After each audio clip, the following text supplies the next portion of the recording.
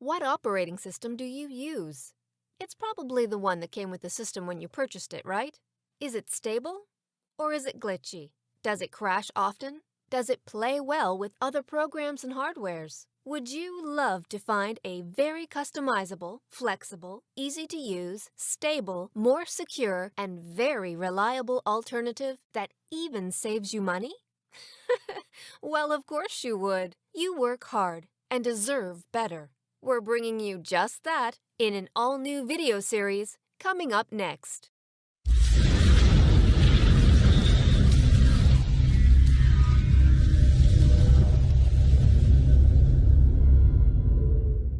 Hey everyone!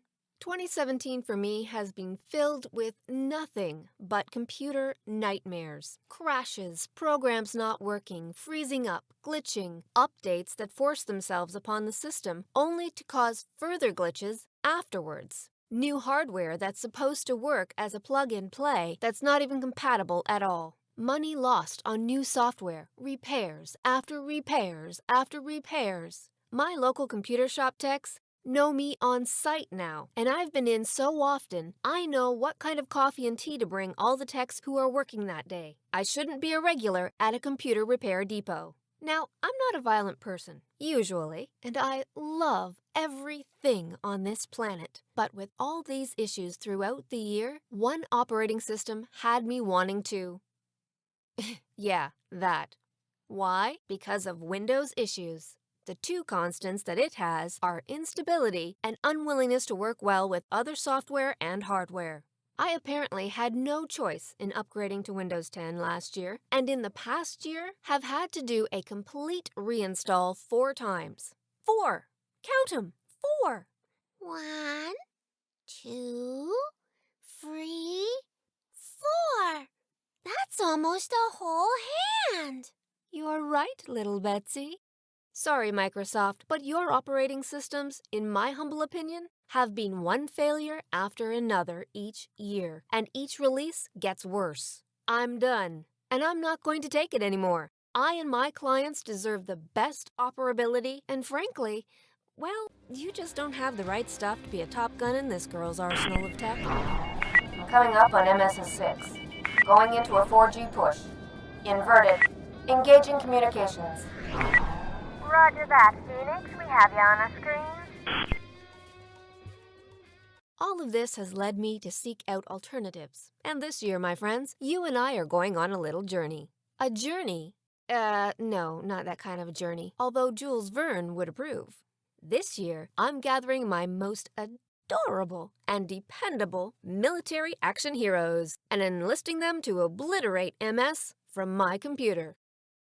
We are going to be installing Linux, that stable, secure, flexible operating system that even has one of my favorite creatures as a mascot. How could you say no to that little face? Oh, you little cutesy wootsy. Oh, yeah. Well, sorry. Now, there are even software programs out there that I use for work. Adobe Audition. Which are supposed to work only on Windows and Mac, but not Linux. So, I thought I was stuck with it. Or so I thought. Now, not so much. It is possible to use Adobe Creative Cloud and its individual softwares on Linux systems. Apparently, I haven't tried it yet, but we're gonna. I'm not sure how easy that is, but I'm willing to give it a try over having to visit the computer store each month and losing downtime.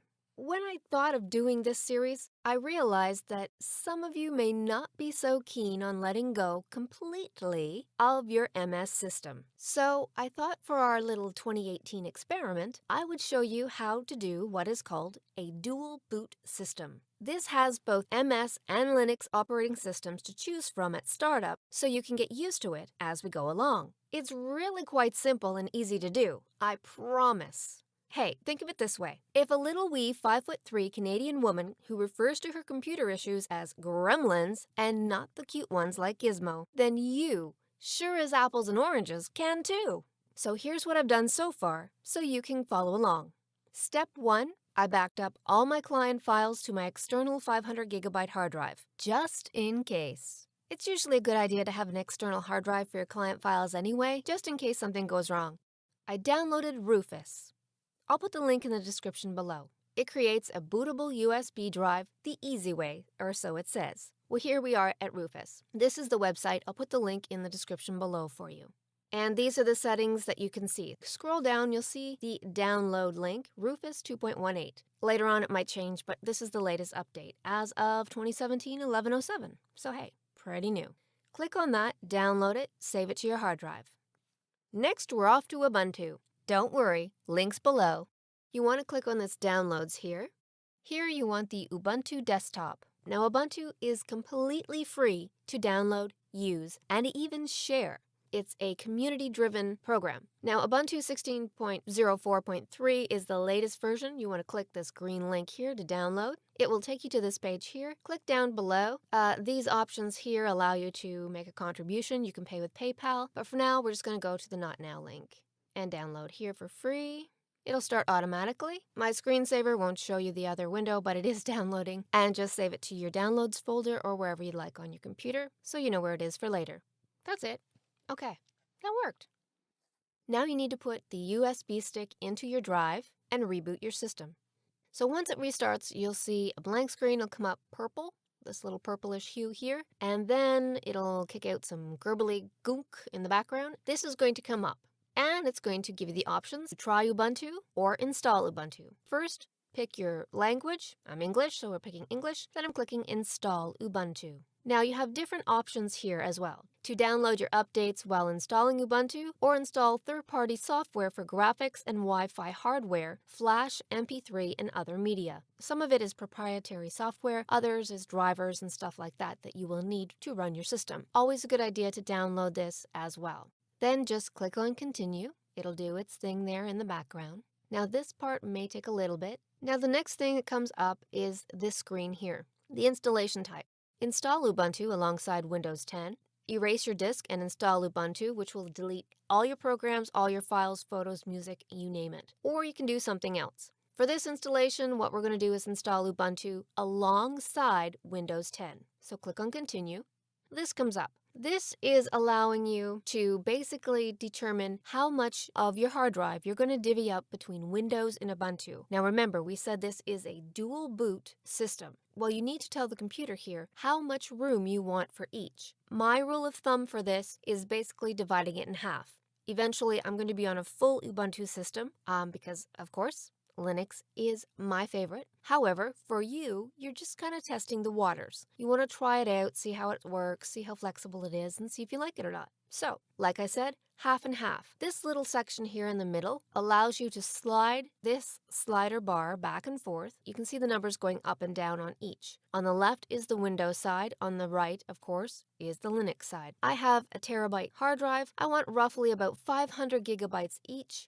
And that looks about good right about there. We have 500 gigabytes for Windows and 499.3 gigabytes for Ubuntu.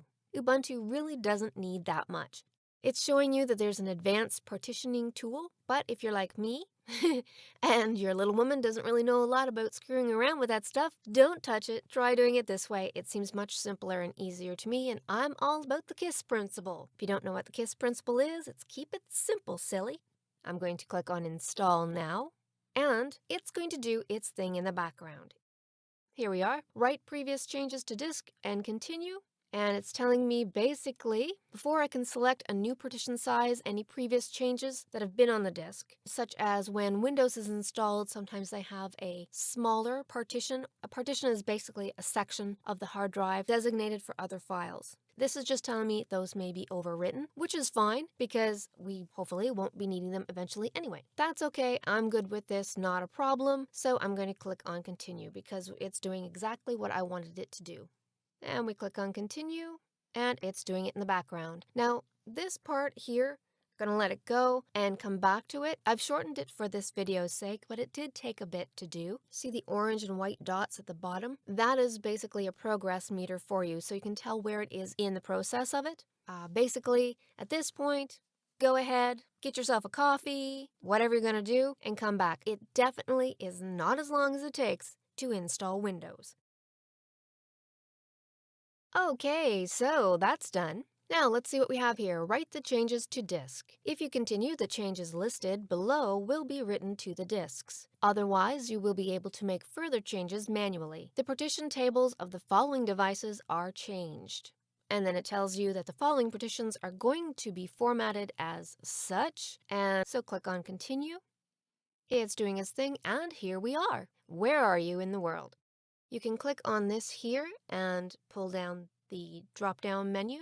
I'm on the East Coast of Canada right now, doing this video for you over the holidays. You can click and pull down wherever you are in the world and set that to your location.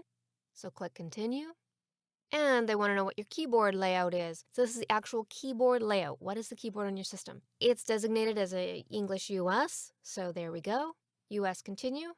And who are you? Now in this section, it asks for your name, the computer's name. You can pick your username and your password. What this does is basically the same thing in Windows as setting up your administrator account. This is what you're doing for Linux. Your name is your administrative name. Then you name your computer as well. If you remember from Windows, you have your administrative name, say, I don't know, Smokey. And your computer's name might be Kitchen Laptop 2084. Whatever.